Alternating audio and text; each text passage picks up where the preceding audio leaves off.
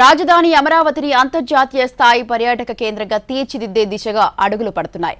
ఇప్పటికే కోట్ల రూపాయలతో డిపిఆర్లు తయారు చేస్తుంది ఏపీసీఆర్డీఏ. వేల కోట్ల రూపాయలు ప్రాథమిక అంచనాలతో మెగా ప్రాజెక్టులు రూపొందిస్తున్నారు. పరిస్థితులన్నీ అనుకూలిస్తే రాబోయే 2 ఏళ్లలో అమరావతి సింగపూర్ను మించిన పర్యాటక కేంద్రంగా అభివృద్ధి చేస్తామంటోంది ప్రభుత్వం. ఏపీ రాజధాని అమరావతిని పర్యాటక కేంద్రంగా మార్చాలని ప్రభుత్వం ప్రయత్నాలు చేస్తోంది. ఇప్పటి వరకు అమరావతిలో కట్టింది కొన్ని ప్రభుత్వ భవనాలు, అధికారుల క్వార్టర్స్, ప్రజా ప్రతినిధుల క్వార్టర్స్, మంత్రుల విల్లాలు మాత్రమే. కడుతుంది రాజధాని ఐకానిక్ టవర్స్, అసెంబ్లీ, హైకోర్టు తదితర భవనాలు. ఇక కట్టాల్సింది పర్యాటక కేంద్రాలు అంటున్నారు అధికారులు.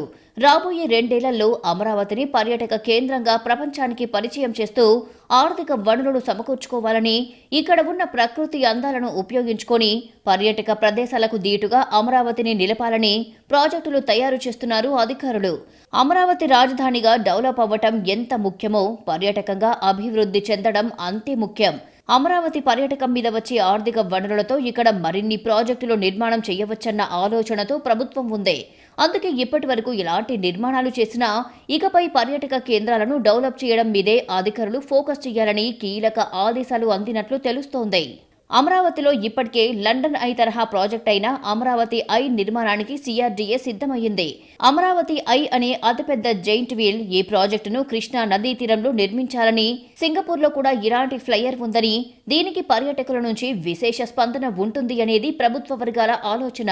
ఇక ఇదే తరహాలో మరొక కీలక ప్రాజెక్టు కూడా అమరావతి పర్యాటక సిగలో చేరినట్లుగా తెలుస్తోంది. 750 కోట్ల రూపాయలతో విజయవాడ, అమరావతిల మధ్య రోప్వే ప్రాజెక్టు ఏర్పాటు చేయడానికి ప్రభుత్వం గ్రీన్ సిగ్నల్ ఇచ్చింది.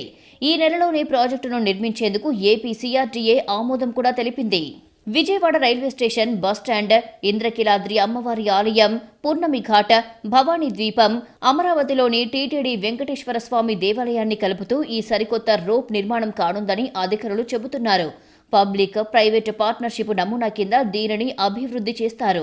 తద్వారా అమరావతిలో ప్రాంతీయ పర్యాటకాన్ని మెరుగుపరచడంతో పాటు ప్రపంచ స్థాయి యాత్రికులను ఆకర్షించడమే ప్రధాన ధ్యేయంగా సీఆర్డీఏ అడుగులు వేస్తోంది. ఇటీవల అమరావతిలో పర్యటించిన మంత్రులు కూడా పదే పదే అమరావతిని పర్యాటక కేంద్రంగా తీర్చిదిద్దుతున్నామని బల్లగుద్ది మరీ చెబుతున్నారు. ఎందుకంటే ఎత్తైన రోప్వే నుండి భవానీ ద్వీప అందాలు, కృష్ణా పరివాహక ప్రాంత సొగసులు చూస్తే ఖచ్చితంగా ఇది మరో సింగపూర్ ఐలాండ్ ప్రాజెక్టులా మారిపోతుంది అనేది సీఆర్డీఏ అధికారుల ఆలోచన. ఈ ప్రాజెక్టుతో పాటు శాఖమూరులోని పార్కులో మినీ అమెజాన్ రైన్ ఫారెస్ట్ కూడా పూర్తయితే అమరావతి మరొక సుందర పర్యాటక కేంద్రంగా మారడం ఖాయమని ప్రభుత్వం చెబుతోంది.